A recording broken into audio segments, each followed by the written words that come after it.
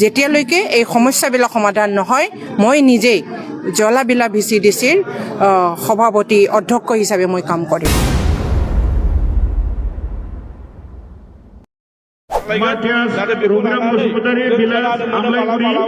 सनापुर बे फैसाखौ लानानै सोरबा सोरबा बिनि सायाव एसे भाग नागिरलाबायनायखौ जों खोनायो।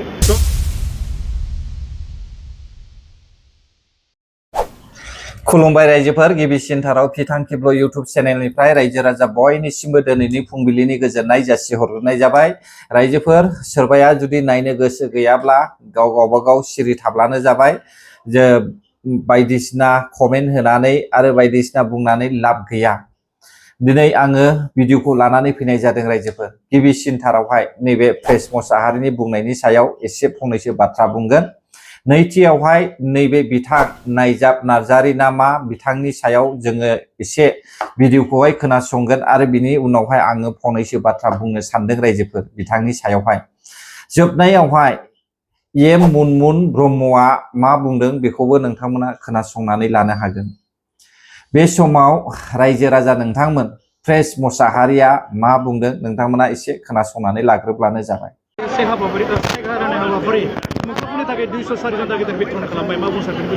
गिबि गिबियावनो आङो जोंनि BTCनि चिफ मानगोनां हाग्रामा महिलार सारखौ धन्यबाद होग्रोनांगोन।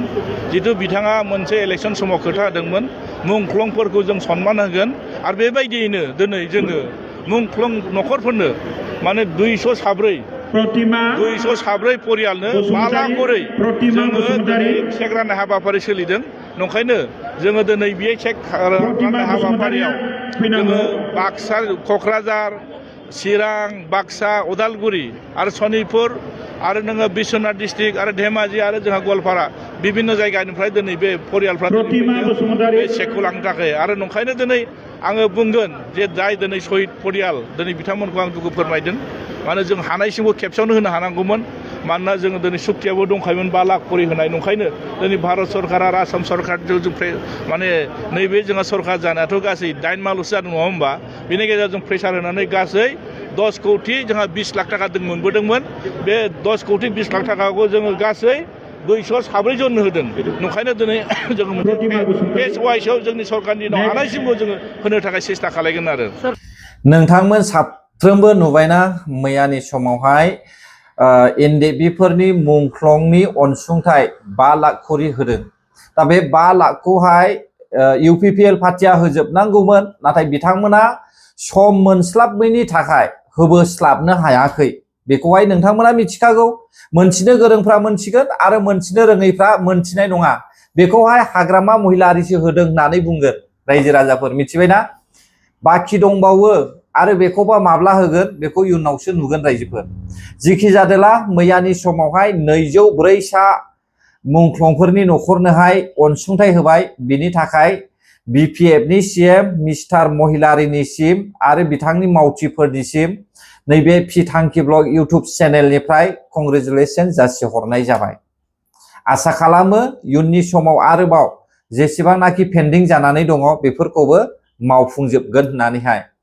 दानिया रायजोफोर नोंथांमोना खोनासंदो बे समावहाय नायजाबा मा बुंदों। नायजाब ना मा एन नायजाब बिथांनि मुङा आं एसेबां क्लियार मिथिया, नाथाय बिथाङा मा बुंदों नोंथांमोना खोनासं। नैबे लामाया जाहैबाय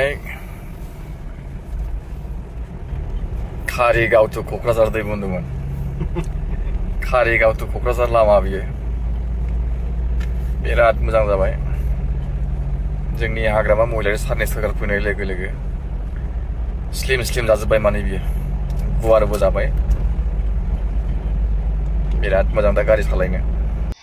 बेफोरखौ मानो बुंबाय थादोंब्रा नोंथाङा सासे NDB, आंनि खोनानायाव बिथाङा सासे NDB आरो NDB एक्स फराम ना एक्स NDB फरामखौ लाफानानैहाय गावनि लोगोफोरखौ लाफानानैहाय BPF पार्टियावहाय बिथाङा दोलै नोगोरै बिथाङा मदद खालामनो खाबु होदों। गासैखौबो लाबोनानैहाय NDBफोरनि जेंना सुस्रांनो थाखाय बिथाङा लिंनानै लाबोदों BPF पार्टियावहाय। BPFआ देरहाबाय। दिनै सरकार सलायनानै 8 मास जाबाय। दा बे 8 मासखौहाय बिसिमहालागैबो BPMआ आसुगुर गावगासे 1 इंसिबो लामानि खामानि मावनो हायाखै आदुवा मिथिबायना बे बाथ्राखौ BPFनि CM मिस्टार महिलारियानो बुंखादों आं बुंनायनि राव नङा बियो नोंथाङा सासे एनडेबिब्ला बेखौसो बुं नोंथाङा दिनैनि समावहाय BPF पार्टिजों थाफानानैहाय 8 मान BPF पार्टिजों थाफानानैहाय एनडेबिफोरनि रिहेबिलिटेसन आरो एनडेबिफोरनि जेलनिफ्राय गनाय आरो एनडेबिफोरनि केस बेयो बेसेबांसिम आवगायनानै दङ माबायदि खामानि मावदों मावनो हागोन ना हाया हादोंना हायाखै बेनि फिननायखौहाय रायजो राजानो खोन्था बे जाम्बाथां सियानथां कारायगाव टु क'क्राझार थांनाय लामाखौहाय बाखनायबाय थानानैलाय मा लाब जानो साफ्रोमबो मिथिगौ रायजो राजाफ्रा क'क्राझारनिफ्राय कारायगावसिम थांनाय लामाखौहाय सोरनि सरखारावहाय जोंगा मागा बानायदों नों बायदि आदुवा गुदियाव जिरायनानै बिजौआव जिरायनानै गुदियाव दामफायग्रा थार गजफोर बायदि मानसियासो मिथिबाय दा बेनिखायनो नोंथांखौ आं इसेबां बुंनो सानाखै नोंथाङा सासे एनडेबि हिसाबै नोंथांमोननि एनडेबिनि खामानि मावनो थाखाय हाग्रामा महिलारिजोंहाय थाफानानैहाय नोंसोरो मदद खालामदों दा बे खामानिया बेसेबांसिम आवगायखो बेखौहाय रायजो राजानोहाय फोसावनानै हो अब्लासो जोङो गनायगोन ना मा बुङो रायजोफोर ना आङो नंखाय बुंदों नामा खर' गाज्रि मानसियासो बेफोरबायदि बुंबाय थायो साफ्रोमबो रायजो राजायानो मिथिखागौ BPMआ दासिमबो थाइसेबो थाखा मोनाखै सरखारनिफ्राय मा खामानि मावनो बिसोरलाय 1 इंसि लामाबो मावनोनो हायाखै गासैबो UPPLनि मावनानै गालांनाय गोजा दा आं UPPLखौबो बाखनाया UPPL पार्टियाबो बै समावहाय BPFनि मावनानै गालांनाय 17 बोसोरनि पेन्डिं जानानै थानायखौ बिसोरबो मावदों बेनिखायनो BPMआबो मावनांगोन दायो नाथाय गोदान स्किम मोनसेबो जायाखै बेबायदि बाखनायनानै लाब गैया मिथिबायना नायजाब नोंथां नायजाब नार्जारि ना मा आंनि खोनानाय मथेब्लाथ' NN ना नायजाब नार्जारि होनना खोनादों आङो दानिया बे समाव खोनासंदो रायजोनि गेजेरावहाय जुमुदै मुजुफबग्रा BTCआ जों बानायनायसो बुंग्राया मा बुंदों खोनासं दाना জ্বালাবিলা VCDCত কিছুমান হেৰিবিলাক হৈ আছে আজি মই হঠাতে গম পালোঁ যে জ্বালাবিলা VCDCত VCDCৰ সদস্যসকলে এটা অনাস্থা প্ৰস্তাৱ আনিছে চেয়াৰমেন কেইদিনমান আগতে চেয়াৰমেন আনিছে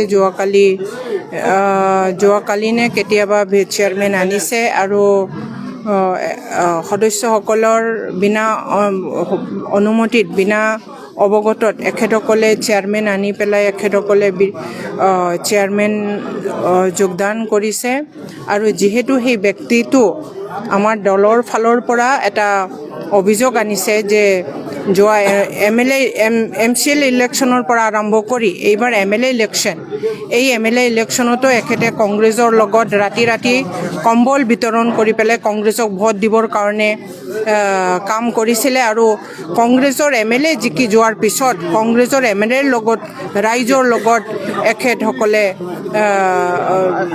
হেৰি কৰিছিলে ৰাইজৰ লগত কংগ্ৰেছৰ হৈ কাম কৰি আছিলে এনেকুৱা ব্যক্তিকেই BTC চৰকাৰৰ পৰা চেয়াৰমেন দিছে বুলি এটা অভিযোগ আনি পেলাই আমাৰ এইটো VCDCৰ সদস্যসকলে অনাস্থা প্ৰস্তাৱ আনিছে এইটোৰ বিষয়ে মই অৱগত হ'বলৈ আহিছোঁ আৰু মই যিহেতু TCLCC আৰু আমাৰ দলীয় আমাৰ MCLA হয় পৰ্বতঝৰাৰ মই আমাৰ VCDCৰ সদস্যসকলক মই হেৰিটো কৰিছোঁ অৱগত কৰাইছোঁ যে যেতিয়ালৈকে এই সমস্যাবিলাক সমাধান নহয় মই নিজেই জ্বালাবিলা VCDCৰ সভাপতি অধ্যক্ষ হিচাপে মই কাম কৰিম खोनाबाय दा रायजोफोर मुनमुन ब्रह्मनि जायगायावहाय माइनरिटिफ्रा दिनैनि समावहाय चेयारमेन सेलायलायगासिनो दङ VCDC चेयारमेन सेलायलायगासिनो दङ खोनानो मोनदों हरावहाय कंग्रेसनि खामानि मावो आरो सानावहाय BPFनि खामानि मावो बेबायदि सुबुङा मानो चेयारमेननि माखासे बिबानखौ लानानै फैदों बेखौहाय बिबान मोनदों होननानैहाय आरो जों खोनाबावदों जे बिनि गेजेरावनो आनताज आली आरो राकिबुल हुसेन बिसोर सानैनि गेजेरावहाय काउन्टार होलायगासिनो दङ नों सिगां फैदों आं सिगां फैदों बे जायगायावहाय सोर थाग्रोनायमोन सोर फैग्रोनायमोन बेफोरबायदि एना एनि जालायगासिनो दङ माइनरिटिफोरजों माइनरिटिफोर नाथाय बे जायगानि मानसिफ्रासो मिन्थिगोन जे सोर सिगां बेयावहाय दङमोन नाथाय बेफोरखौथ' BPF पार्टिया नोजोर होनोहाय सम गैया रायजोफोर बिसोरो जेबो सम गैया बिसोरनो नांगौ गाद्दि आरो धोन सम्पत्ति बेखौल' नांगौ बिसोरनोहाय दिनै जों नुदों माइनरिटिफोरजों माइनरिटिफोर दावराव दावसि जालायनाय नोंथांमोना मनमोहन ब्रह्मनि बुंनायखौ खोनाखाबायना आं एसेबां बुंथ'ला इयुननि समावहाय आरोबाव खाबु मोनोब्ला आं बुंनो नाजाबावसिगोन सापर्ट खालामोब्ला आंबो बोलो मोनो आरो सापर्ट खालामाब्ला आंबो बोलो मोना रायजोफोर जायफ्रा आंनि भिडिअखौ जोबजासे नायबाय नोंथांमोननिसिम रोजा रोजा साबायखर बावहरनानै बेयावनो फोजोबनाय जाबाय गोजोन्थों बर' हारि जै जाथों जै बर' हारिनि